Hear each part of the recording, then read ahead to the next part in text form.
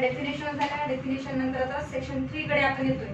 तर सबऑर्डिनेट कोर्टचा विचार केला तर आपण आता सुप्रीम कोर्ट सगळ्यात हायर कोर्ट आहे. त्याच्यानंतर काय ऑल स्टेट्सचे हाय कोर्ट्स आहेत आणि त्याच्यानंतर सबऑर्डिनेट कोर्ट्स जे आहेत आपले सगळे डिस्ट्रिक्ट, सेशन, तालुका कोर्ट्स, रेव्हेन्यू कोर्ट सगळे कुठे येतात? सबऑर्डिनेट कोर्ट्स मध्ये येतात. तर या सेक्शन मध्ये म्हटलंय की हे जे कोर्ट आहे हे याला सबऑर्डिनेट करतील आणि हे जे कोर्ट आहे याला सबऑर्डिनेट करतील. सबऑर्डिनेट म्हणजे दुसरं तिसरं काही नाही, मराठीत त्याचा शब्द जर आपण होता आधिपत्याखाली काम करते. ठीक आहे की नाही? सुप्रीम कोर्ट जे काही जजमेंट्स देईल, जे काही रूल्स काढेल, जे काही सायटेशन सुप्रीम कोर्टाचे ते हायकोर्टाला मान्य करावे लागेल. आता हायकोर्टाचे मान्य सबऑर्डिनेट कोर्ट कधी करणार? तर महाराष्ट्र हायकोर्टाचं जर जजमेंट आलं तर महाराष्ट्र कोर्ट काय करेल? त्यानुसार चालेल. जे महाराष्ट्र हायकोर्टचे रूल्स आहेत त्यानुसार सबऑर्डिनेट कोर्ट चालेल. त्यास आंध्र प्रदेशचं जर कोर्ट असेल तर आंध्र प्रदेशचे सबऑर्डिनेट कोर्ट आंध्र प्रदेशाच्या अधिपत्याखाली चालेल. ठीक आहे. सुप्रीम कोर्टाचं ज्युरिस्डिक्शन काय ऑल ओव्हर इंडिया आहे, त्यामुळे प्रत्येक छोट्या गावातल्या सुद्धा कोर्टाला सुप्रीम कोर्टाचं सायटेशन लागू होतं. सुप्रीम कोर्टाचे रूल्स अँड रेग्युलेशन लागू आहे. पण हायकोर्ट महाराष्ट्राचं जर हायकोर्ट असेल तर त्याला आंध्र प्रदेशाच्या सबऑर्डिनेट कोर्टामध्ये जाऊन सर म्हटलं तुम्ही की बघा महाराष्ट्र हायकोर्टाचं हे जजमेंट आहे, तुम्ही यानुसारच जजमेंट द्या, तर ते म्हणले नाही आम्ही देणार नाही, ते तुमच्या स्टेटचं आहे. सुप्रीम कोर्टाचं असेल तर काय आम्ही देऊ त्यानुसार जजमेंट. ठीक आहे. आता ए नी रॉंगफुल पोझिशन केलं बीच्या प्रॉपर्टीवर आणि आपल्याला ऍज इट इज आपल्या केस सारखं जजमेंट मिळालं सुप्रीम कोर्टाचं. तर आपण काय करतो? केसला दाखल करतो आपल्या फाईलमध्ये की बघा या केसमध्ये सुप्रीम कोर्टाने असा निर्णय दिला होता, आता तुम्ही सुद्धा तशा प्रकारेच निर्णय द्या. ठीक आहे की नाही? सेम मॅटर जर असेल तर. पण आपण दुसऱ्या स्टेटच्या हायकोर्टाचं जजमेंट आणि वापरलेही आपण तरी कोर्टाला बाइंडिंग नाही आहे ते की त्यानुसारच मी जजमेंट द्यावं. पण महाराष्ट्र हायकोर्टाचं असेल तर कोर्ट विचार करेल. ठीक आहे की नाही? तर हे आहे सबऑर्डिनेट कोर्ट. तर बघा रेड करूया आपण.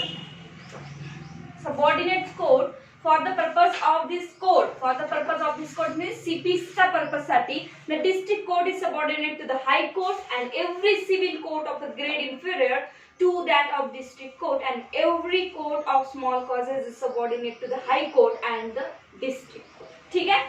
प्रत्येक स्टेटचं ज्याला त्याला बाइंडिंग राहील. आपण दुसरे केस स्टेटची केस आपण देऊ शकतो एक जस्ट ओपिनियन साठी, पण बाइंडिंग नसेल कोर्टाला की त्या स्टेटनुसार त्यांनी जजमेंट द्यावं. ठीक आहे. ते आहे सबऑर्डिनेट कोर्ट्स. आता प्रत्येक ऍक्ट मध्ये आपण सेव्हिंग्स बघतो. सेव्हिंग काय असतं ऍक्ट मध्ये? तर सेव्हिंग बघूया काय. In the absence of any specific provision to the contrary, nothing in this code shall be deemed to limit or otherwise affect any special or local law now in force or any special jurisdiction or power conferred or any special forms of procedure prescribed by or under any other law for the time being in force. बघा हे काय म्हणते? Savings. प्रत्येक act मध्ये savings दिलेला आहे. सेव्हिंग्सचा अर्थ दुसरा काही नाही, आपल्याला परीक्षेत काहीही कामाचं नाही.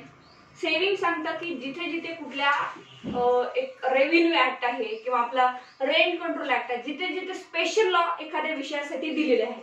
रेंट कलेक्ट करण्यासाठी काय रेंट कंट्रोल ऍक्ट आहे. रेंट कंट्रोलची इंडस्ट्रियल डिस्प्यूट असो किंवा असे कायदे आहेत, तर त्याला डायरेक्टली सीपीसी तिथे जाऊन लागणार नाही. का लागणार नाही? बिकॉज त्यांना स्पेशल ऍक्ट दिलेले आहे. पण जिथे तो ऍक्ट स्पेशल ऍक्ट जिथे सायलेंट असेल मग तिथे लागणार. कळलं का?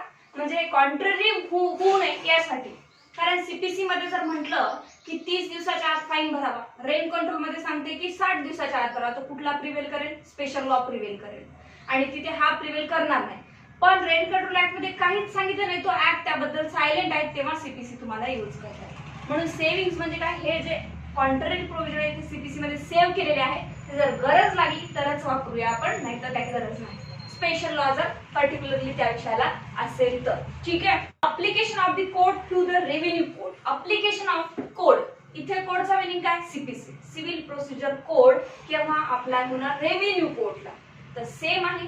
जेव्हाही रेव्हेन्यू कोर्टाचे एक स्पेशल कायदे आहेत, ठीक आहे की नाही, रेव्हेन्यू कायदे आहेत, तर रेव्हेन्यू कलेक्ट करण्याचे जे कायदे आहेत ते जर तिथे सायलेंट असतील तरच आपण सीपीसी यूज करू, अदरवाइज ते त्यांच्याच कायद्याने होणार. सेम आहे. रेव्हेन्यू कायदा काय? Rent control act, rent collect करणे, गव्हर्नमेंट टॅक्सेशन कलेक्ट करणे, तर त्याच्यासाठी टॅक्सेशन लॉ आहेत, रेंट कंट्रोल ऍक्ट आहेत, सगळे स्पेशल कायदे ज्याच्या स्टेटने जिथे जे कायदे स्पेशल आहेत ते काम करतील. आणि जिथे सायलेंट आहे तो ऍक्ट, जिथे काही सांगितलं नाही आहे त्या ऍक्ट मध्ये मिळत नाही, आता कॉन्क्लुजन होत नाही, तेव्हा सीपीसी यूज करण्यात येईल. म्हणजे प्रिव्हेल कुठला लॉ करेल? स्पेशल लॉ वर राहील आणि मग नंतर सीपीसी सपोर्टिव्ह लॉ म्हणून वापरण्यात येईल. पिक्युनियरी ज्युरिसडिक्शन. आता ज्युरिसडिक्शन काय आहे, सगळ्यात महत्वाची बाब ही आहे की ज्युरिसडिक्शन काय आहे. अंदाजे सांगू शकता, कधी कानावर पडलं असेल कॉलेजमध्ये jurisdiction. What is the jurisdiction? कोर्टाचं ज्युरिसडिक्शन. पण काय, कोणतं ज्युरिसडिक्शन? पैसे म्हणजे किती लिमिट पर्यंत पैसे म्हणजे ओके, मॅटर. पिक्युनियरी. अजून ज्युरिसडिक्शनचा एक्झॅक्ट मीनिंग आपल्याला कुणाला माहीतच नाही, कारण आपण तेवढं डीपली स्टडी करतच नाही. मग आपलं काय होतं, कन्फ्युजन होतं. आपण काय समजतो, पैशाचं ज्युरिसडिक्शन, एरिया, मूव्हेबल प्रॉपर्टी ते ज्युरिसडिक्शन, पण ज्युरिसडिक्शन इथपर्यंतच नाही. ठीक आहे की नाही? सांग. एक सांगायची सवय करायची, म्हणजे काय होतं, तुमच्या लक्षात राहतं की आपण काय सांगितलं होतं, मग तिथे अरे एवढंच नाही, अजून पण आहे. It is authority of a court to solve the dispute और ट्राय अ मॅटर. ठीक आहे की नाही? एक कोर्टाला ऑथॉरिटी आहे, ज्युरिसडिक्शन आहे या कोर्टाला. याचा अर्थ नाही आहे की त्याच्याच एरियामध्ये प्रॉपर्टी येते. म्हणजे इट्स ओनली वन ज्युरिसडिक्शन, म्हणजे हे फक्त एरियल ज्युरिसडिक्शन झालं, टेरिटोरियल ज्युरिसडिक्शन झालं. पैशाची पण ऑथॉरिटी आहे त्याला मॅटर ज्युरिसडिक्शन मध्ये प्रॉपर्टी येते, इमूव्हेबल प्रॉपर्टी याची पण ऑथॉरिटी आहे. ठीक आहे की नाही? ह्या दोन्हीही ऑथॉरिटी त्याला आहे. पिक्युनियरी ज्युरिसडिक्शन आहे. त्यानंतर सब्जेक्ट मॅटर पण ज्युरिसडिक्शन असतं. फॅमिली कोर्टामध्येच फॅमिली मॅटर चालतात, तिकडे चालतात का? हो, नाही.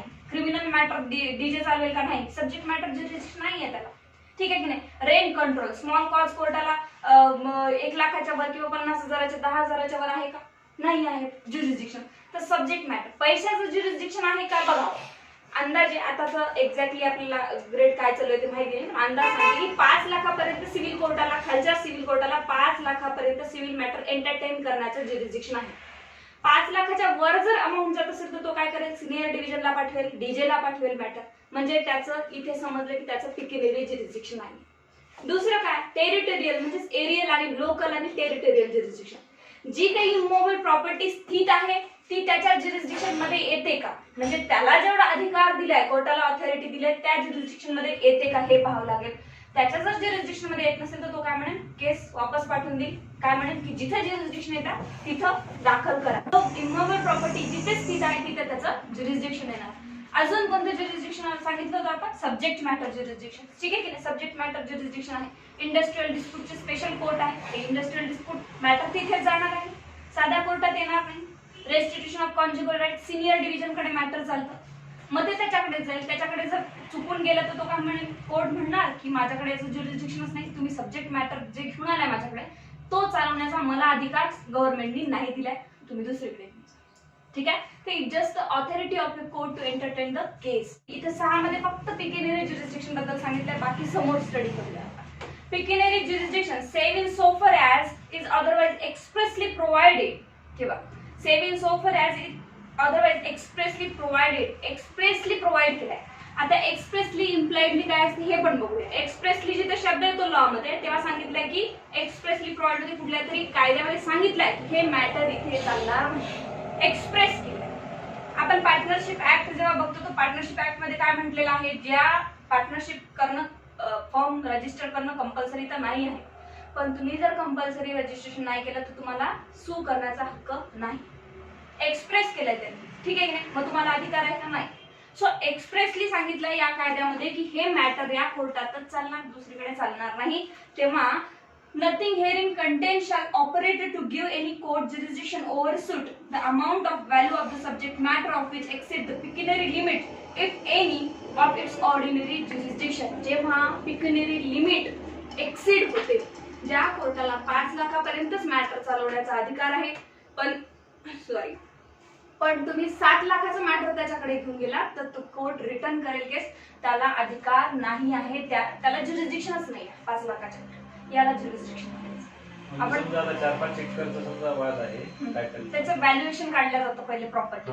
सो त्यानुसार त्याला पिक्युनियरी ज्युरिसडिक्शन दिलेले आहे. कोर्टाने एक्सीड करत असेल तर कोर्टाला अधिकार नाही, आणि जर कोर्ट केस एंटरटेन करत असेल, कोर्ट केस ट्रायल चालवत असेल चुकून वगैरे, ठीक आहे की नाही, आणि मग नंतर जर निघालं की या कोर्टाला अधिकार नसेल तर ते जजमेंट नल अँड व्हाईड. ठीक आहे? कॉम्पिटंट कोर्टाने हे जजमेंट दिलं असं त्याला म्हणण्यात येणार नाही. ठीक आहे? कॉम्पिटन्सी ऑफ द कोर्ट दिसतच नाही तिथे. ठीक आहे? त्याच्यासाठी ज्युरिसडिक्शन दिले तर लक्षात ठेवायचे कुठले कुठले ज्युरिसडिक्शन आहे. पहिलं ज्युरिस्डिक्शन काय, लोकल अँड टेरिटोरियल ज्युरिस्डिक्शन, ठीक आहे की नाही.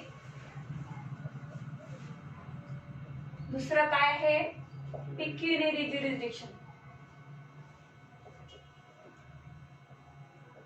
आणि तिसरं काय सांगितलंय, सब्जेक्ट मॅटर ज्युरिस्डिक्शन. तिन्ही महत्वाचे आहे आणि प्रिलिम्स मध्ये नेहमी विचारतात. 7 आणि 8 वर जे की प्रोव्हिन्शियल स्मॉल कॉज कोर्ट आहे, जे की आता बिलकुल कामाचे नाही, कुठल्याही परीक्षेत विचारत नाही. 8 आहे president is small cause court, याची ऑर्डर आहे 50 आणि 51 लास्ट ऑर्डर, ठीक आहे की नाही. कधी वाटलं तर फक्त ऑर्डर लिहून ठेवायची, काही कामाचं नाही. तरी पण एक जस्ट 2 मिनिटं बघून घेऊया की काय म्हणते, म्हणजे समजलं पाहिजे की काय court. The following provision shall not extend to the court constituted under the Provincial Small Cause Court Act 1887. 1887 चा हा ऍक्ट आहे, खूप जुना, प्रोव्हिन्शियल स्मॉल कॉज कोर्ट. तेव्हा असे छोटे छोटे प्रोव्हिन्शियल स्मॉल कॉज कोर्ट राहत होते. का राहत होते, कारण की आता पण आहे सिव्हिल कोर्टाचे जे कामे चालतात रेग्युलरली, त्याच्यामध्ये 500 रुपयाचा 1000 रुपयाचा जर मॅटर असेल तुमचं, तर मग एवढ्या मोठ्या कोर्टात कशाला त्यांचा टाइम वेस्ट करायचा, आणि मोठ्या कोर्टाला एवढं छोटं मॅटर पाहण्याचा वेळ पण नसतो. त्यामुळे छोटे छोटे मॅटर जे आहेत ना, या कोर्टामध्ये चालायचे. Jurisdiction of the court of small causes under the said act or law or courts any part of India to which the said act does not extend exercising corresponding jurisdiction, that is to say. आता खाली म्हटलं की खाली जेवढे matters दिलेले आहेत ना, ते या स्मॉल कॉजेस कोर्टामध्ये चालणार नाही, ठीक आहे. एक्सटेंड म्हटलंय, हे जे खाली मॅटर दिले, तर खाली मॅटर कुठले दिले, suit excepted from the cognizance of a court of small causes. ज्या स्मॉल कॉजेस कोर्टाला एक्सप्रेसली सांगितलं की तुम्ही कॉग्निझन्स घ्यायचंच नाही, कळलं का तुम्हाला, म्हणजे तुम्ही चालवायचं नाही. कायद्याने सांगितलं की स्मॉल कॉज कोर्टामध्ये हे मॅटर चालणार नाही, तर मग ते चालणार. दुसरं आहे the execution of a decree in such a suits. डिक्रीचं एक्झिक्युशन स्मॉल कॉज कोर्टात होत नाही, कारण इमोबल प्रॉपर्टीचे मॅटरच स्मॉल कॉजेस कोर्टात चालत नाही. दुसरं आहे the execution of a decree against immovable property, हे स्पेसिफिकली दिलंय त्यांनी. And the following section, that is to say section 9. हे सेक्शन 9 मध्ये काय सांगितलं आहे की court to try all civil suits. आता पाहूया आपण सेक्शन 9 इथे एक्सेप्शन दिलाय, तर court to try all civil suit unless it's barred by the law, ठीक आहे की नाही.